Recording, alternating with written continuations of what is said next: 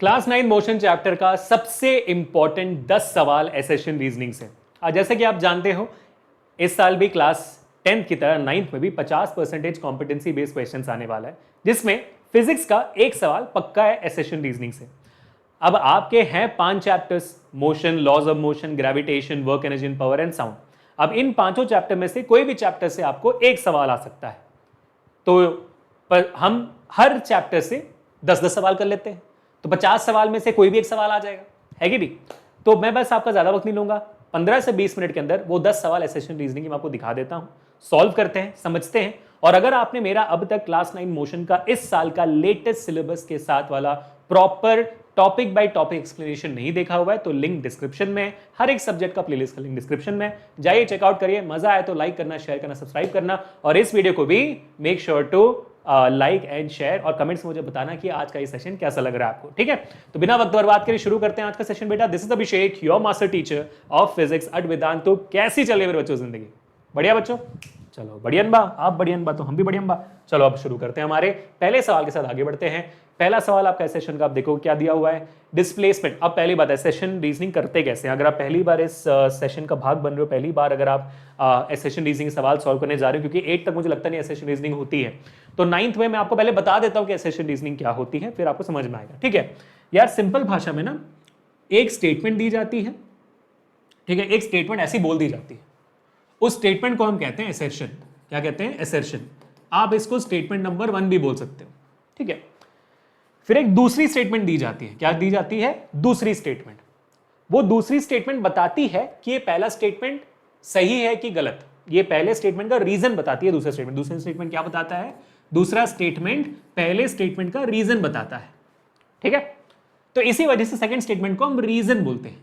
पहले वाले को एसर्शन बोलते हैं, दूसरे वाले को रीजन बोलते हैं, ठीक है। तो ये होती है एसर्शन एंड रीजनिंग। बात समझ में आई? अगर आपको एसेशन रीजनिंग कंफ्यूज करता है, उसको भूल जाओ पूरी तरीके से। सिर्फ 1 और 2 याद रखो। स्टेटमेंट नंबर 1 होगा, स्टेटमेंट नंबर 2 होगा, ऐसे याद रखो। सेंटेंस नंबर 1 होगा, सेंटेंस नंबर 2 होगा, ऐसे याद रख लो, ठीक है। तो अब आपको करना कैसे होता है? आपको ऑप्शंस देखने होंगे, और 4 ऑप्शंस होंगे हमेशा। आपको एसेशन रीजनिंग के लिए हमेशा 4 ऑप्शंस होंगे, और ये जो फॉर्मेट है ये सीबीएसई द्वारा दी गई है, आपके स्कूल वाले टीचर्स बदल नहीं सकते हैं। पहला जो ऑप्शन होगा वो होगा कि statement number 1 and statement number 2 true है, दोनों ट्रू है, और जो सेकंड स्टेटमेंट है वो पहले वाले का रीजन बराबर बता रहा है, ठीक है। मतलब दूसरा जो है वही रीजन है पहले वाले के लिए, ठीक है। तो and second is the reason for the first, ठीक है। दूसरा ऑप्शन होता है कि भाई पहला और दूसरा स्टेटमेंट ट्रू है, लेकिन second is not the reason for the first. मतलब दोनों स्टेटमेंट सही है, लेकिन सेकंड वाला जो है रीजन नहीं बता रहा पहले वाले का, गलत है, ठीक है। तीसरा क्या होगा? पहला ट्रू है लेकिन दूसरा फॉल्स है, फिर तो रीजन देखने की जरूरत नहीं है आपको। चौथा क्या होगा? भाई आपका पहला फॉल्स है और दूसरा स्टेटमेंट ट्रू है, यही होगा, ठीक है। अब मैं आपको एग्जाम्पल देता हूं। जैसे कि मान लीजिए सुरभि मैम है, ठीक है। सुरभि मैम, सिंपल सा एग्जाम्पल मैंने ले लिया। सुरभि मैम जी क्या करती है, आपको मैं 2 स्टेटमेंट दूंगा सुरभि मैम के बारे में, फिर हम इसी को यहां पर कंपेयर करेंगे। पहला स्टेटमेंट सुरभि मैम के लिए ये है कि सुरभि मैम बैंगलोर में रहती है। सुरभि मैम बैंगलोर में रहती है, पहला स्टेटमेंट। दूसरा स्टेटमेंट, सुरभि मैम की शादी हो गई है। दोबारा बताता हूं मैं, पहला स्टेटमेंट है सुरभि मैम बैंगलोर में रहती है, दूसरा स्टेटमेंट है सुरभि मैम की शादी हो चुकी है। 2 स्टेटमेंट मैंने आपको दे दिया। पहले आपको क्या करना है? चेक करना है कि पहला स्टेटमेंट सही है कि नहीं। पहला स्टेटमेंट क्या है? सुरभि मैम बैंगलोर में रहती है, पहला स्टेटमेंट सही है। तो अगर पहला स्टेटमेंट सही है, ऑफ कोर्स सही बात है, आपका ये ऑप्शन डी सही जवाब नहीं होगा, क्योंकि यहां पर पहला स्टेटमेंट फॉल्स लिखा हुआ है, तो ये नहीं होगा आपका जवाब। तो पहला स्टेटमेंट तो सही है मेरा। दूसरा स्टेटमेंट क्या है? दूसरा स्टेटमेंट है सुरभि मैम बैंगलोर में रहती है, और तो पहला स्टेटमेंट, सॉरी, दूसरा स्टेटमेंट है सुरभि मैम की शादी हो चुकी है। क्या वो सही स्टेटमेंट है? हाँ, वो भी सही स्टेटमेंट है। तो ये दोनों गलत हो गए, तो सेकंड वाला फॉल्स नहीं, सेकंड वाला भी ट्रू है, तो दोनों ट्रू है, तो इन दोनों में से कोई एक ऑप्शन होगा। जब ये दोनों फॉल्स हो जाए, ऑप्शन सी और डी, दोनों के दोनों स्टेटमेंट निकल जाए बाहर, दोनों के दोनों ऑप्शंस बाहर निकल जाए, यानी कि अगर आपका दोनों स्टेटमेंट आपके लिए हिसाब से ट्रू बन जाता है, फिर आप क्या करना?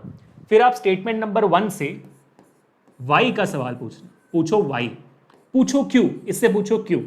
जैसे स्टेटमेंट नंबर 1 क्या है? सुरभि मैम बैंगलोर में रहती है। क्यों सुरभि मैम बैंगलोर में क्यों रहती है? इसलिए क्योंकि उनकी शादी हो गई है। स्टेटमेंट नंबर 2, इसलिए क्योंकि उनकी शादी हो गई है? नहीं, इसलिए क्योंकि वेदांतु है बैंगलोर में। समझे? तो दोनों स्टेटमेंट सही है, और अगर वो शादी होने की वजह से बैंगलोर में है तो फिर रीजन भी सही है, तो फिर आप ए कर सकते हो। लेकिन अगर वो वेदांतु है इसलिए बैंगलोर में है तो फिर रीजन सही नहीं है, बी सही हो जाएगा। बात समझ में आई?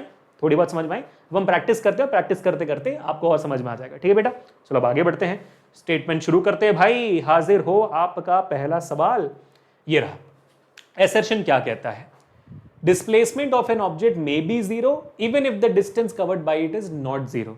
हाँ भाई, डिस्प्लेसमेंट, जब भी एसेशन रीजनिंग का सवाल आए तो याद रखना कि इसको दोबारा पढ़ना। Displacement of an object may be zero, हाँ डिस्प्लेसमेंट जीरो हो सकता है, even if distance covered bye it is not zero. हाँ भाई, सर्कुलर मोशन है, डिस्टेंस जीरो नहीं हो सकता लेकिन डिस्प्लेसमेंट जीरो हो सकता है। इनिशियल पॉइंट और फाइनल पॉइंट सेम हो जाए तो डिस्प्लेसमेंट जीरो हो सकती है। तो एसेशन यानी कि पहला स्टेटमेंट नंबर 1 ट्रू है। तो यानी कि आपका ऑप्शन डी जो है, both assertion reason are false, ये नहीं हो सकता। ठीक है, अब सेकंड स्टेटमेंट क्या है? Displacement is the shortest distance between the initial and the final position. बिल्कुल सही है, डिस्प्लेसमेंट का डेफिनेशन है, that is also true statement. अब देखो दोनों ट्रू निकले तो ये ऑप्शन सी भी नहीं हो सकता। अब जब दोनों ट्रू निकले तो फिर आपको क्या करना है? आपको पहले स्टेटमेंट से क्यों पूछना है। क्यों है भाई ये, है ना? तो क्या है भाई option? Displacement of an object may be zero even if the distance covered bye it is not zero. क्यों? क्योंकि displacement is the shortest distance between the initial and the final point. तो जब एक ऑब्जेक्ट स्टार्टिंग पॉइंट में वापस आ जाता है तो इनिशियल और फाइनल पॉइंट में कोई डिस्टेंस ही नहीं होता, तो वो जीरो हो जाती है। तो आप समझ सकते हो कि जो मैंने बोला है, अभी एक्सप्लेनेशन दी है, वही एक्सप्लेनेशन रीजन में लिखा भी हुआ है। तो फिर आप समझ सकते हो कि भाई ये दोनों स्टेटमेंट सही है and reason is the correct explanation of the assertion, इसलिए ऑप्शन ए सही हो जाएगा। समझ रहा है बात, है ना? तो जब आप पहले स्टेटमेंट से क्यों पूछो, अगर जो आप क्यों में जवाब दे रहे हो वही जवाब रीजन में लिखा हुआ है तो ऑप्शन ए है, नहीं लिखा हुआ है तो ऑप्शन बी हो जाएगा। ठीक है, एक और प्रैक्टिस करते हैं, आ जाओ एक और प्रैक्टिस करते हैं। An object may acquire acceleration even if it is moving at a constant speed। एक ऑब्जेक्ट एक्सेलरेशन को एक्सेलरेट हो सकता है, एक ऑब्जेक्ट एक्सेलरेट हो सकता है अगर उसका स्पीड यूनिफॉर्म हो तब भी। बिल्कुल है भाई, यूनिफॉर्म सर्कुलर मोशन में हम जानते हैं स्पीड आपका कांस्टेंट होता है, लेकिन क्योंकि हर पॉइंट पे एक सर्कुलर मोशन में आपका डायरेक्शन बदलते जाती है तो वेलोसिटी बदलती जाती है, और वेलोसिटी के बदलने से वो एक्सेलरेट होता है। इसी वजह से हमने पढ़ा था कि यूनिफॉर्म सर्कुलर मोशन का एक्चुअल नाम क्या होना चाहिए? यूनिफॉर्मली एक्सेलरेटेड सर्कुलर मोशन, ये होना चाहिए, है ना? तो पहला स्टेटमेंट क्या है? बिल्कुल ट्रू है, तो ऑप्शन डी तो नहीं है भाई। Second, with change in the direction of motion an object can acquire acceleration. Absolutely true, यही अभी हमने एक्सप्लेन भी किया, ना कि डायरेक्शन बदलने से वेलोसिटी बदलेगी, एक्सेलरेशन भी बदलेगा, क्योंकि वेलोसिटी एक्सेलरेशन दोनों वेक्टर क्वांटिटीज होती हैं। परफेक्ट, दोनों स्टेटमेंट ट्रू भी है और ऑप्शन ए बात बन गया। क्लियर है बेटा? अब इजी होने लग गया थोड़ा बहुत। चलो, तो क्यों पूछोगे स्टेटमेंट नंबर 1 से, वही एक्सप्लेनेशन हमने यहां पर दे भी दिया ना, तो इसलिए हमने सीधा ऑप्शन ए कर दिया। ठीक है, चलो, तो अभी आपके लिए शॉर्टकट क्या है? जैसे सवाल पहला स्टेटमेंट आप पढ़ते हो, इसका जवाब क्यों आप पहले से सोच लो, फिर रीजन पढ़ोगे तो आपको लगेगा हाँ यही जवाब है, खत्म कर दो, जल्दी जल्दी हो जाएगा फिर। ठीक है, question number 3, velocity versus time graph of a particle in uniform motion along a straight path is a line parallel to its time axis। ठीक है, अगर मैं एक velocity time graph बनाऊं और बोला गया है कि भाई इसका ये यूनिफॉर्म मोशन है, यूनिफॉर्म मोशन में जो वेलोसिटी टाइम ग्राफ होती है वो कैसी होती है? Straight path in a line parallel to the time axis, यानी कि आपका ग्राफ ऐसे दिखता है। तो जवाब बिल्कुल सही है। क्यों? क्योंकि यूनिफॉर्म मोशन है जिसमें वेलोसिटी कांस्टेंट होती है, स्पीड कांस्टेंट होती है वक्त के साथ। तो आप देखो यहाँ पर टाइम के साथ आपका वेलोसिटी कांस्टेंट है, वो ऊपर नीचे नहीं हो रहा, बढ़ ज्यादा नहीं रहा, तो ये स्टेटमेंट एब्सोल्युटली ट्रू है। ठीक है, reason, in uniform motion the velocity of a particle increases as the square of the time elapsed. यहां पर गलती होगी बहुत बड़ी, रीजन में आप देखोगे इन uniform motion velocity of a particle increases लिख दिया है, इन uniform motion velocity of a particle remains constant है। तो आपका जो दूसरा स्टेटमेंट है वो ऑटोमेटिकली फॉल्स हो गया। तो आपका यहां पर ऑप्शन सी हो जाएगा, assertion is true but reason is false. है ना, कितना ईजी है देखो, क्यों पूछने की जरूरत भी नहीं है मेरे को। तो असर्शन रीजनिंग है वो सवाल सबसे ज्यादा इजी है जहां पर कोई ना कोई एक स्टेटमेंट फॉल्स हो जाता है। बट दिक्कत यह है कि आपके अंदर इतना कॉन्सेप्ट का नॉलेज होना चाहिए कि आप समझ पाओ कि क्या ट्रू है क्या फॉल्स है। इसी वजह से इसको हम कॉम्पिटेंसी बेस्ड क्वेश्चंस कहते हैं। कॉम्पिटेंसी का मतलब ही होता है concept based questions.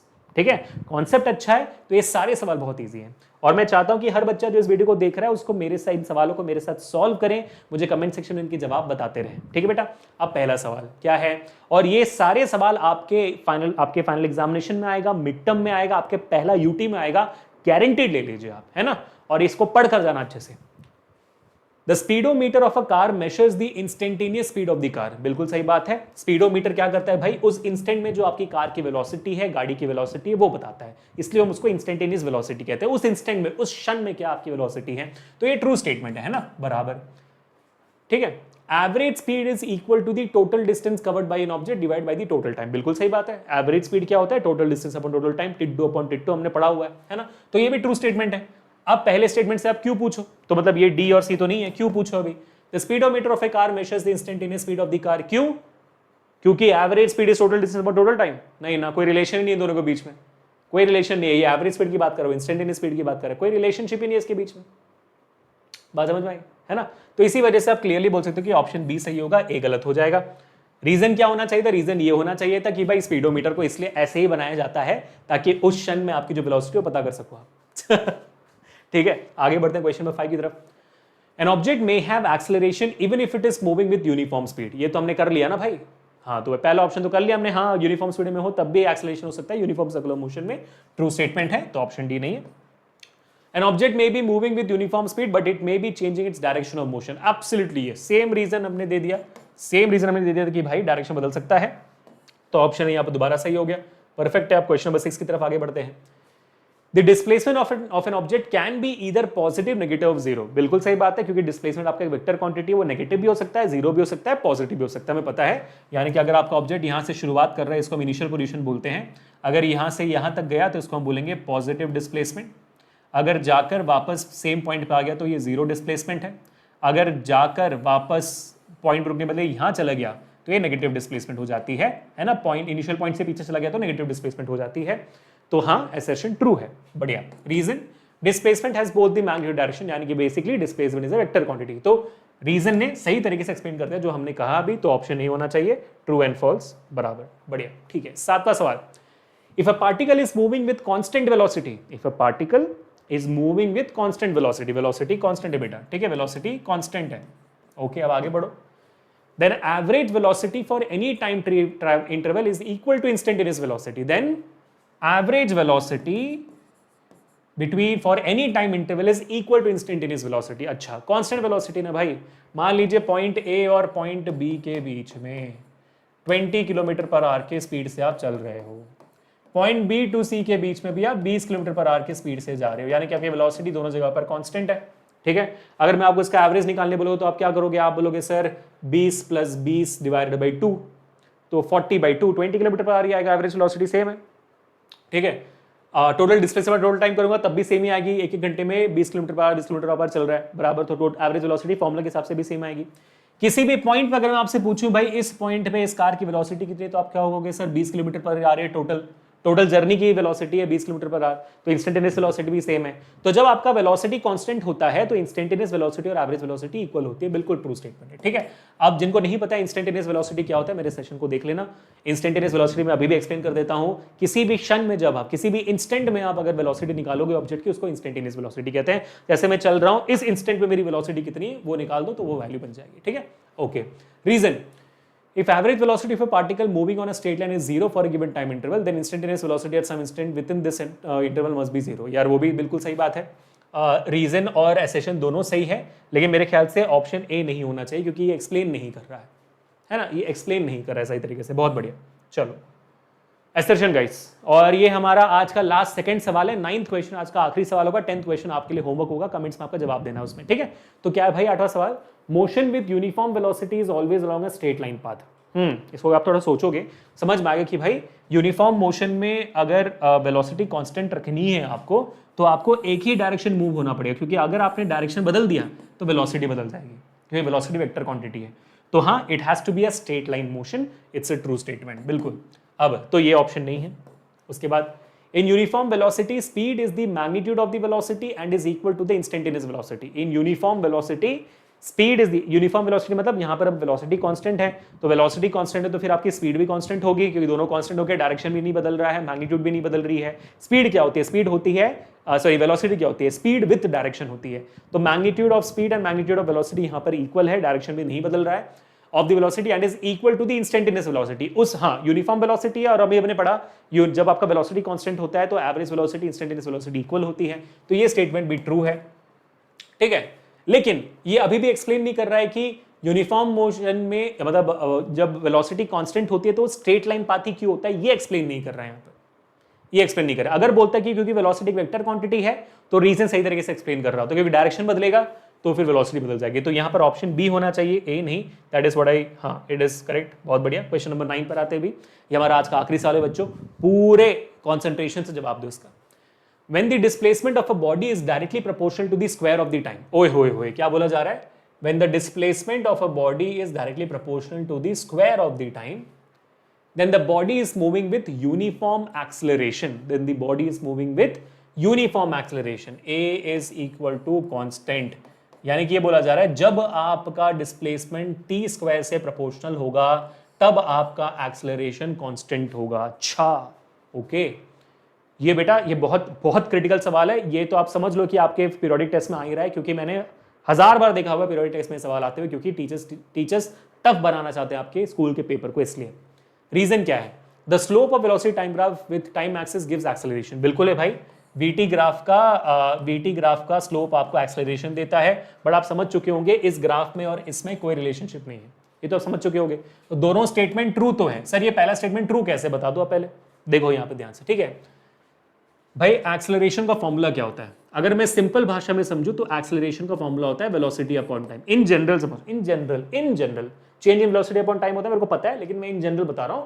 Velocity upon time होता है rate of change of velocity, है ना। वेलोसिटी क्या होती है? वेलोसिटी होती है डिस्प्लेसमेंट अपॉन टाइम। ये टाइम ऑलरेडी है तो यहां पर displacement upon time into time बची, मल्टीप्लाई कर तो क्या हो जाएगा, तो डिस्प्लेसमेंट अपॉन टाइम स्क्वायर हो गया। अगर मेरा एक्सेलरेशन कांस्टेंट है, अगर मेरा एक्सेलरेशन कांस्टेंट है, इफ एक्सेलरेशन इज कांस्टेंट, तो फिर मैं क्या करूंगा, मैं लिखूंगा यहां पर s upon T square is equal to constant. Acceleration constant है ना, तो मैंने कांस्टेंट लिख दिया।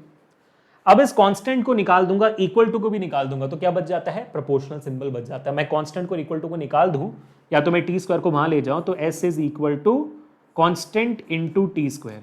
इस कांस्टेंट और इक्वल टू को मैं निकाल सकता हूं, निकाल दूंगा तो यहां पर प्रोपोर्शनल सिंबल आ जाएगा, s is proportional to T square. आप देख सकते हो आपका जब एक्सेलरेशन कांस्टेंट होता है तो s is proportional to T square. True statement है, ठीक है। जैसे आपने जब भी कोई डेरिवेशन किया होगा, आपने क्या किया गया भाई, आपने प्रोपोर्शनैलिटी सिंबल को निकालने के लिए, है ना, प्रोपोर्शनैलिटी सिंबल को निकालने के लिए आप क्या करते हो, इक्वल टू डालकर एक कांस्टेंट डालते हो। मैंने उसका रिवर्स किया, बस इतना ही किया, ठीक है, बात खत्म हो गई। दोनों स्टेटमेंट ट्रू हो गया, लेकिन ऑफ कोर्स ये बात, इसका सही जवाब मेरे को लगता नहीं कि ए होगा, बी होना चाहिए। ये रहा आपके लिए आज का आखिरी सवाल, जो है आपके लिए होमवर्क, जिसका जवाब मुझे कमेंट सेक्शन में स्पैम चाहिए। नेक्स्ट सेशन हम क्या करने वाले हैं, मैं आपको अभी के अभी बता देता हूं। नेक्स्ट सेशन में हम करेंगे top 20 questions from DT and BT graph. उसको मिस नहीं करना आपको। Distance time graph, velocity time graph के टॉप 20 क्वेश्चंस करने वाले हैं उस सेशन में। मैं इस सेशन के कमेंट्स में जो टॉप 5 बच्चे जिन्होंने सही जवाब दिया है इस सवाल का, उनके नाम में दिखाऊंगा, ठीक है। तो मेक श्योर कि आप होमवर्क का जवाब दे रहे हो, और कमेंट्स मुझे बता के जाना कि आज का सेशन कैसा लगा आपको। Make sure to hit the like button, share this video, subscribe to the channel बेटा। और आपकी जर्नी के साथ मैं रहूंगा क्लास 9th में, 10th में, अगर आप नीट पढ़ रहे हो तो नीट में भी, ठीक है। तो डोंट वरी, मेरे साथ आप फैमिली बन चुके हो आने वाले 4 साल के लिए, ठीक है। Face paper